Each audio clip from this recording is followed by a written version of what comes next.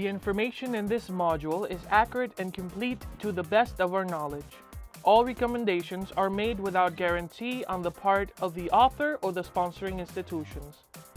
The author and the sponsoring institutions disclaim any liability in connection with the use of this information.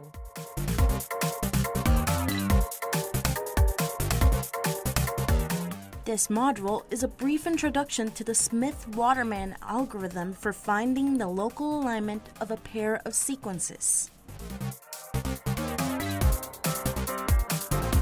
Describe the similarities and differences of Smith-Waterman and Needleman-Wunsch algorithms. Describe the uses of local alignment in different situations. Explain why the computing time of Smith-Waterman method is essentially the same as that of the Needleman-Wunsch method.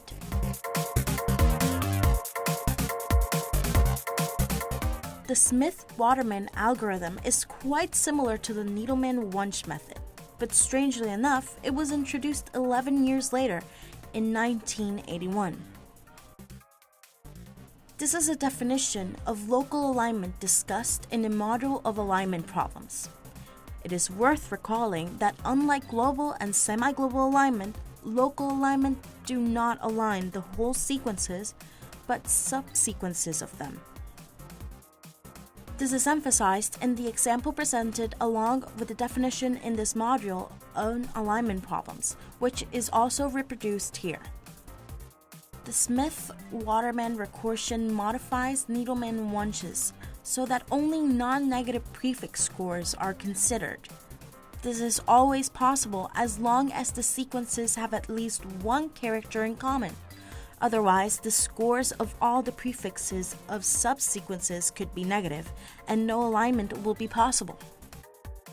Consistently, and as it was done in semi-global alignments, the border of the dynamic programming array D is initialized with zeros. The score of the local alignment in the maximal value of an entry in D, which may be anywhere in the array.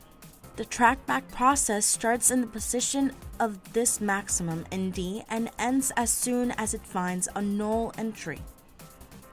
Of course, there may be more than one entry in D holding the maximum value.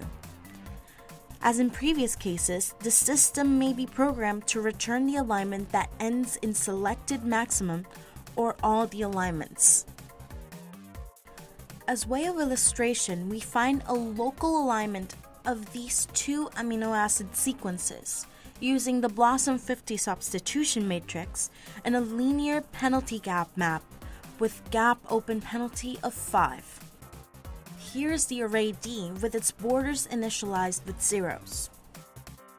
And this is the array D of prefix scores that result from the recursive application of the Smith-Waterman formula after the initialization of its borders with 0.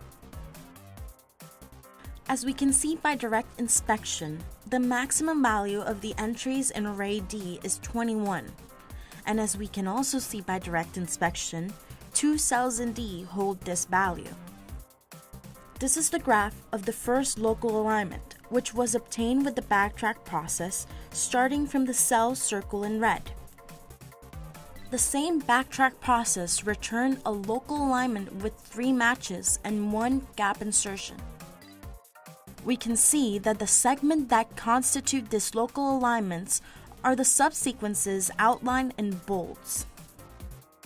In turn, this is a graph of the local alignment constructed by backtracking from the cell circle in green. And this is the local alignment returned by the same backtrack process.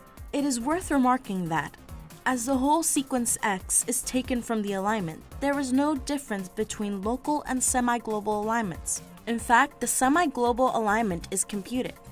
The results will be the same. Try it. The subsequence of Y that is aligned by Smith-Waterman to X is outlined in bolds here. We align here to actual sequence segments. HBA is a fragment of human alpha globin and LGB, a fragment of leghemoglobin from yellow lupin. We use Blossom 50 and a linear gapped open penalty map of 5. we see a definite degree of similarity between a pair of subsequences of these components. The score of the local alignment is 47. We repeat the experiment, but putting a higher cost to an alignment insertion. As a result, we get a shorter local alignment and a lower score. No gap insertions appear in this alignment, and the percentage of identity is much higher than in the previous local alignment. We saw a case in which a local alignment and a semi-global alignment conceded. We ask ourselves, can the same happen between a global alignment and a local alignment? The selected sequence segments are good candidates for this test, since HBB is a fragment of human globin beta. Although they may look different, we know that these two sequence fragments are highly related biologically. We performed the test twice using Blossom 50 and gap insertion penalty of 5 first and 8 after. The results turn out to be exactly the same in both experiments, confirming thus a close biological similarity between these two sequence fragments. Just as in the computation of semi-global alignments, the time and memory space needed to compute a local alignment with the Smith-Waterman algorithms is dominated by the computation and storage of D, the array of prefix scores. So again, although the output alignments are shorter than a global alignment, the computation time is still proportional to MN.